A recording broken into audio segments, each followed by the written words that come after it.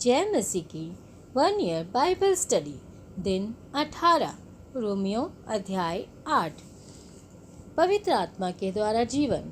अतः अब जो मसीह यीशु में है उन पर दंड की आज्ञा नहीं, क्योंकि वे शरीर के अनुसार नहीं वरन आत्मा के अनुसार चलते हैं।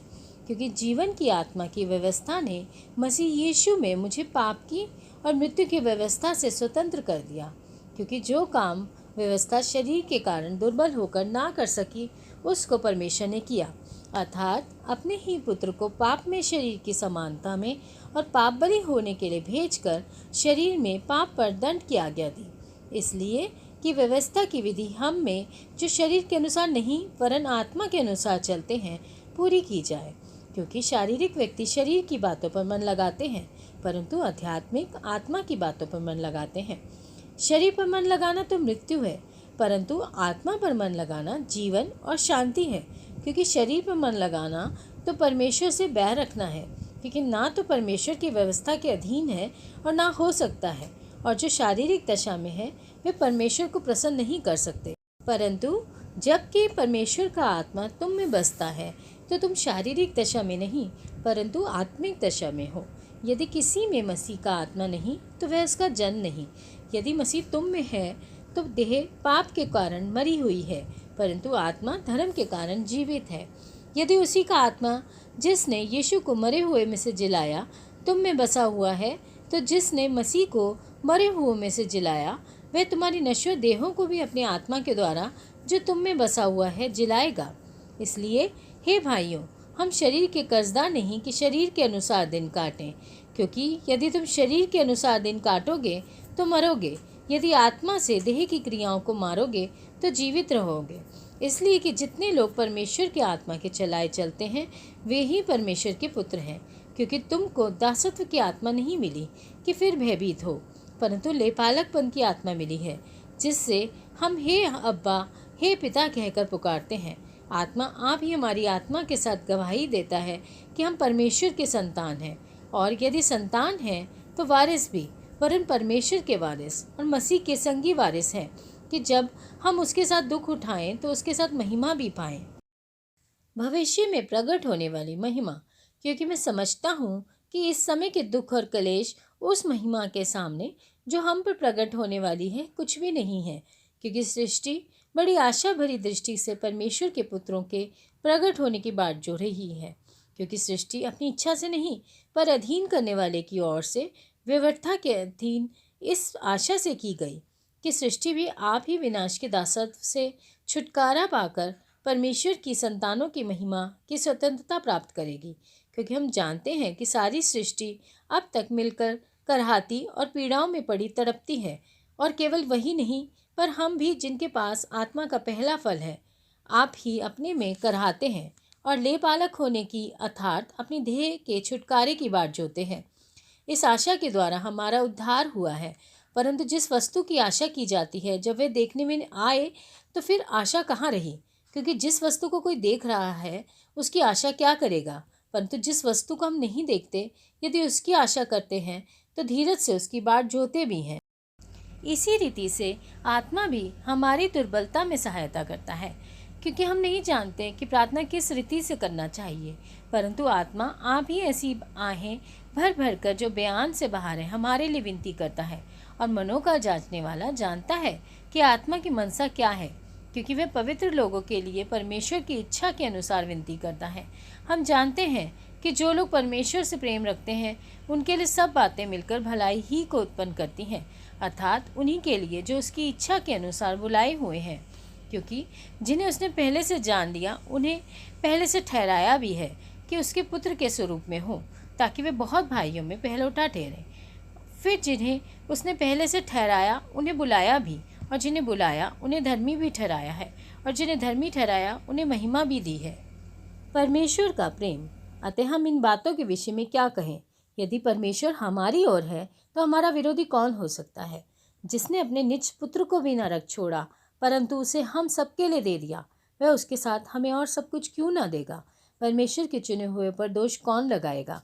परमेश्वर ही है जो उनको धर्मी ठहराने वाला है। फिर कौन है जो दंड की आज्ञा देगा?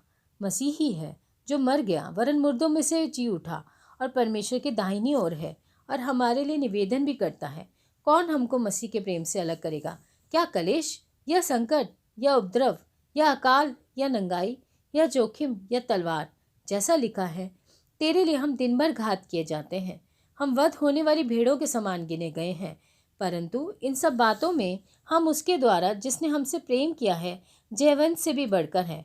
क्योंकि मैं निश्चय जानता हूँ कि ना मृत्यु, ना जीवन, ना स्वर्गदूत, ना प्रधानताएं, ना वर्तमान, ना भविष्य, ना सामर्थ्य, ना ऊंचाई, ना गहराई और ना कोई और सृष्टि हमें परमेश्वर के प्रेम से जो हमारे प्रभु यीशु मसीह में है अलग कर सकेगी। आमीन।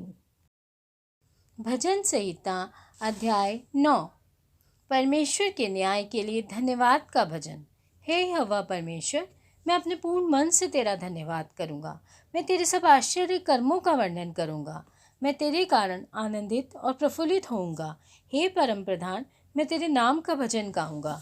जब तेरे शत्रु पीछे हटते हैं तो वे तेरे सामने ठोकर खाकर नष्ट होते हैं, क्योंकि तूने मेरा न्याय और मुकदमा चुकाया है। तूने सिंहासन पर विराजमान होकर धर्म से न्याय किया। तूने जाति जाति को झिड़का और दुष्ट को नष्ट किया है। तूने उसका नाम अनंत काल के लिए मिटा दिया है। शत्रु जो है वे मर गए, वे अनंत काल के लिए उजड़ गए हैं। और जिन नगरों को तूने ढा दिया उनका नाम निशान भी मिट गया है। परंतु यहोवा सदैव सिंहासन पर विराजमान है।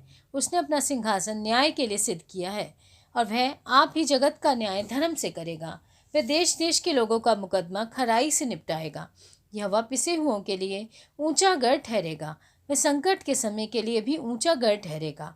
तेरे नाम के जानने वाले तुझ पर भरोसा रखेंगे, क्योंकि हे यहोवा, तूने अपने खोजियों को त्याग नहीं दिया। यहोवा जो सिय्योन में विराजमान है उसका भजन गाओ। जाति जाति के लोगों के बीच में उसके महाकर्मों का प्रचार करो, क्योंकि खून का पलटा लेने वाला उनको स्मरण करता है। वे दीन लोगों की दुहाई को नहीं भूलता। हे यहोवा, मुझ पर अनुग्रह कर। तू जो मुझे मृत्यु के फाटकों के पास से उठाता है, मेरे दुख को देख जो मेरे वैरी मुझे दे रहे हैं, ताकि मैं सिय्योन के फाटकों के पास तेरे सब गुणों का वर्णन करूं और तेरे किए हुए उद्धार से मगन हूँ। अन्य जाति वालों ने जो गड्ढा खोदा था उसी में वे आप गिर पड़े। जो जाल उन्होंने लगाया था उसमें उन्हीं का पांव फंस गया। यहोवा ने अपने को प्रकट किया है, उसने न्याय किया है। दुष्ट अपने किए कामों में फंस जाता है। दुष्ट अधोलोक में लौट जाएंगे, तथा वे सब जातियां भी जो परमेश्वर को भूल जाती हैं, क्योंकि दरिद्र लोग अनंत काल तक बिसरे हुए ना रहेंगे और ना तो नम्र लोगों की आशा सर्वदा के लिए नष्ट होगी। उठ हे परमेश्वर, मनुष्य प्रबल ना होने पाए। जातियों का न्याय तेरे सम्मुख किया जाएगा। हे परमेश्वर, उनको भय दिला। जातियां अपने को मनुष्य मात्र ही जाने। आमीन। पहला शमूएल अध्याय 9। शाऊल का शमूएल से मिलना। बिन्यामीन के गोत्र में कीश नाम का एक पुरुष था, जो अबी के पुत्र बकोरत का परपोता और सरोर का पोता और अबीएल का पुत्र था। वह एक बिन्यामीनी पुरुष का पुत्र और बड़ा शक्तिशाली सूरमा था। उसके शाऊल नामक एक जवान पुत्र था, जो सुंदर था और इस्राएलियों में कोई उससे बढ़कर सुंदर ना था। वह इतना लंबा था कि दूसरे लोग उसके कंधे ही तक आते थे। जब शाऊल के पिता कीश की गधियां खो गईं, तब कीश ने अपने पुत्र शाऊल से कहा, एक सेवक को अपने साथ ले जा और गधियों को ढूंढ ला। तब वह प्रेम के पहाड़ी देश और शलीशा देश होते हुए गया, परंतु उन्हें ना पाया। तब वे शालीम नामक देश में भी होकर गए और वहाँ भी ना पाया। फिर बिन्यामीन के देश में गए, परंतु गधियाँ ना मिली। जब वे सूफ नामक देश में आए, तब शाऊल ने अपने साथ के सेवक से कहा, आ हम लौट चलें। ऐसा ना हो कि मेरा पिता गधियों की चिंता छोड़कर हमारी चिंता करने लगे। उसने उससे कहा, सुन, इस नगर में परमेश्वर का एक जन है, जिसका बड़ा आदर मान होता है, और जो कुछ वे कहता है वे बिना पूरा हुए नहीं रहता। अतः हम उधर चलें। संभव है वे हमको हमारा मार्ग बताएं कि किधर जाएं। शाऊल ने अपने सेवक से कहा, सुन, यदि हम उस पुरुष के पास चलें तो उसके लिए क्या ले चलें? देख, हमारी थैलियों में की रोटी चुक गई है और भेंट के योग्य कोई वस्तु है ही नहीं जो हम परमेश्वर के उस जन को दें। हमारे पास क्या है? सेवक ने फिर शाऊल से कहा, मेरे पास तो एक शेकेल चांदी की चौथाई है, वही मैं परमेश्वर के जन को दूंगा कि वह हमको बताएं कि किधर जाएं। पूर्व काल में तो इस्राएल में जब कोई परमेश्वर से प्रश्न करने जाता तब ऐसा कहता था, चलो हम दर्शी के पास चलें। क्योंकि जो आजकल नबी कहलाता है वह पूर्व काल में दर्शी कहलाता था। तब शाऊल ने अपने सेवक से कहा, तूने भला कहा है, हम चलें। अतः वे उस नगर को चले जहाँ परमेश्वर का जन था। उस नगर की चढ़ाई पर चढ़ते समय उन्हें कई एक लड़कियां मिली जो पानी भरने को निकली थी। उन्होंने उनसे पूछा, क्या दर्शी यहाँ है? उन्होंने उत्तर दिया, है। देखो, वह तुम्हारे आगे है। अब फुर्ती करो, आज ऊंचे स्थान पर लोगों का यज्ञ है, इसलिए वह आज नगर में आया हुआ है। जो ही तुम नगर में पहुंचो तो ही वह तुमको ऊंचे स्थान पर खाना खाने को जाने से पहले मिलेगा, क्योंकि जब तक वह ना पहुंचे तब तक लोग भोजन ना करेंगे, इसलिए कि यज्ञ के विषय में वही धन्यवाद करता, तब उसके बाद ही आमंत्रित लोग भोजन करते हैं। इसलिए तुम अभी चढ़ जाओ, इसी समय वह तुम्हें मिलेगा। वे नगर में चढ़ गए और जो ही नगर के भीतर पहुंचे त्यों ही शमूएल ऊंचे स्थान पर चढ़ने के विचार से उनके सामने आ रहा था। शाऊल के आने से एक दिन पहले यहोवा ने शमूएल को यह चिता रखा था, कल इसी समय मैं तेरे पास बिन्यामीन के देश से एक पुरुष को भेजूंगा, उसी को तू मेरी इस्राएली प्रजा के ऊपर प्रधान होने के लिए अभिषेक करना, और वह मेरी प्रजा को फलिस्तियों के हाथ से छुड़ाएगा, क्योंकि मैंने अपनी प्रजा पर कृपा दृष्टि की है, इसलिए कि उनकी चिल्लाहट मेरे पास पहुंची है। फिर जब शमूएल को शाऊल दिखाई पड़ा तब यहोवा ने उससे कहा, जिस पुरुष की चर्चा मैंने तुझसे की थी ये वही है, मेरी प्रजा पर यही अधिकार करेगा। जब शाऊल फाटक में शमूएल के निकट जाकर कहने लगा, मुझे बता कि दर्शी का घर कहाँ है? उसने कहा, दर्शी तो मैं हूँ, मेरे आगे आगे ऊंचे स्थान पर चढ़ जा, क्योंकि आज के दिन तुम मेरे साथ भोजन खाओगे, और सवेरे जो कुछ तेरे मन में हो वह सब मैं तुझे बताकर विदा करूँगा। और तेरी गधियाँ जो 3 दिन हुए खो गई थी, उनकी कुछ भी चिंता न कर, क्योंकि वे मिल गई हैं। इज़राइल में जो कुछ मनभाव है वह किसका है? क्या वह तेरा और तेरे पिता के सारे घराने का नहीं है? शाऊल ने उत्तर देकर कहा, क्या मैं बिन्यामीनी अर्थात सब इज़राइली गोत्रों में से छोटे गोत्र का नहीं हूँ? और क्या मेरा कुल बिन्यामीन के गोत्र के सारे कुलों में से छोटा नहीं है? इसलिए तू मुझसे ऐसी बातें क्यों कहता है?